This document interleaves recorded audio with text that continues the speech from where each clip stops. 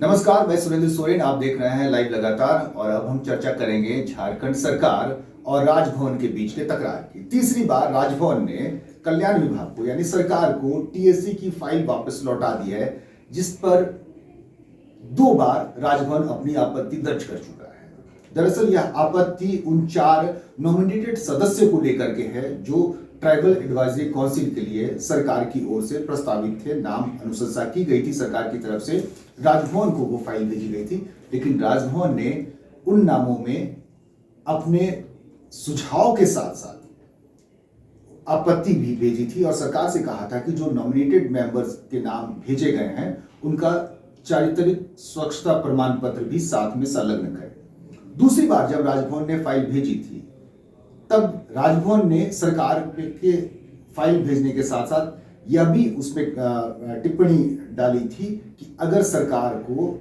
Nomination में nominated करने में अगर राजभवन की सुझाव चाहिए तो राजभवन कुछ नामों की अनुशंसा या सुझाव अपनी तरफ से रख सकता है।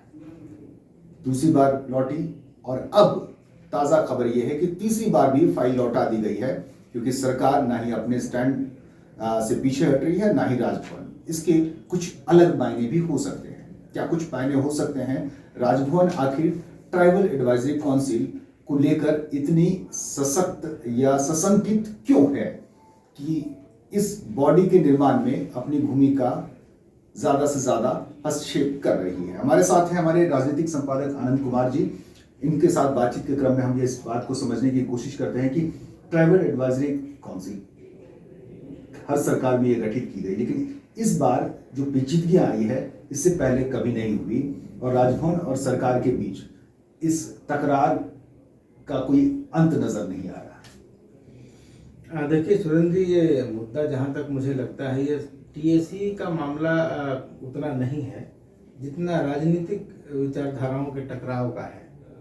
आप इस बात को समझिए कि भाजपा की तरफ से बाबूलाल मरांडी विधायक दल के नेता चुने जाते हैं और विधायक दल के नेता चुने जाने के साथ ही उनका स्वाभाविक दावा है कि वो विधानसभा में नेता प्रतिपक्ष की मान्यता उनको मिले, लेकिन मुझे अभी तक उनको नेता प्रतिपक्ष की मान्यता नहीं दे रही है। भारतीय जनता पार्टी इसके विरोध में है, उनको मान्यता नहीं मिली। तो ये एक राजनीतिक नूरा कुश्ती मुझे नज़र आती है कि आप उन्हें मान्यता नहीं देंगे तो फिर हम भी आपके काम में जितना हो सकेगा उतनी अड़चनें पैदा करेंगे। तो मुझे लगता है कि ये संदेश देने की कोशिश है कि अगर आप नहीं सुनेंगे अगर उनके पक्ष की बात तो आपके पक्ष की बात भी हम जहाँ तक हो सकेगा नहीं सुनेंगे। यही कारण है, क्योंकि अगर एक बार फाइल लौटती है उसको सरकार संशोधित करके दोबारा भेजती है, फिर वो फाइल लौट जाती है। हालांकि अभी तक ये पता नहीं चल पाया कि ये फाइल इस बार किन का उसमें क्या लिख के लौटाया गया है, लेकिन फाइल लौटने का अपने आप में ही अर्थ है कि या तो जो गवर्नर असहमति है एक तरह की। जो नॉमिनेशन जो नाम भेजे गए नामित सदस्यों के लिए विक्टर माल्टो, कर्मा उरांव, जमला उरांव और पूर्व विधायक सनातन मांझी की, तो इन नामों को लेकर के राजभवन की सहमति नहीं है। पिछली बार भी यह खबर आई थी कि राजभवन कुछ नाम अपनी तरफ से उसमें जोड़ना चाह रहा है ताकि जब टीएससी की जब भी बैठक हो तो उसमें राजभवन सीधे तौर पर अपनी नजर रख सके उस बैठक पर। राज्यपाल संवैधानिक प्रमुख होने के नाते फाइल उनको अप्रूव करना है, वो संशोधन के लिए या किसी नाम जोड़ने के लिए सुझाव दे सकते हैं, लेकिन ये राइटिंग में नहीं है। जहाँ तक मेरी जानकारी है कि राजभवन की तरफ से कोई नाम सुझाए गए हैं ऑफिशियली, ये ऑफिशियल सूचना नहीं है, ये आधिकारिक सूचना नहीं है। ये सूत्रों के हवाले से खबर है कि जब दूसरी बार फाइल लौटाई गई थी राजभवन की तरफ से तो राजभवन ने 2 नाम पर अपनी तरफ से जो आपत्ति भी दर्ज की थी और इसके साथ साथ उन्होंने सरकार को यह सुझाव भी दिया था कि राजभवन अपनी तरफ से कुछ सुझाव अगर सरकार किसी नाम को लेकर अगर किसी नतीजे तक मतलब संकेतों में कहा गया था कि आप एक बार राजभवन से इस बारे में विचार कर लें या चर्चा कर लें या उनसे कुछ सुझाव ले लें, जो कि सरकार ने नहीं किया है। तो ये भी एक तरह का है, क्योंकि आमतौर पर इस तरह के मामलों में जो राज्यपाल या राजभवन की तरफ से सहमति मिल जाती है, बहुत सारी चीज़ों के लिए मिल जाती है, लेकिन दो बार फाइल लौटा देने का इसमें मुझे तो नहीं लगता कि कोई इसमें राजनीतिक ही बात ज़्यादा है। क्योंकि अगर किसी के सदस्य के नाम पर आपत्ति है, अगर किन्हीं के ऊपर कोई ऐसा आरोप है या उनके खिलाफ कोई आपराधिक मुकदमा होता तो बात समझ में आती है। बाबूलाल मरांडी के नेता प्रतिपक्ष बनने के रास्ते को आसान करने की तरफ ये नजर ये मतलब दबाव में लेने की एक बात भी हो सकती है कि भाई राज्यपाल चूंकि केंद्र के प्रतिनिधि हैं, केंद्र में भाजपा की सरकार है, राज्य में भाजपा गैर भाजपा की सरकार है, वो सामंजस्य नहीं बैठेगा ये भी तय है। लेकिन अब जैसे बाबूलाल मरांडी जी को नेता प्रतिपक्ष की मान्यता नहीं मिल रही है, तो अब जहाँ जरूरत पड़ेगी केंद्र की या केंद्र के प्रतिनिधि की, तो जाहिर तौर पर उनकी तरफ से भी वही सहयोग का रवैया अख्तियार किया जाएगा जो इस मामले में देखने को मिल रहा है।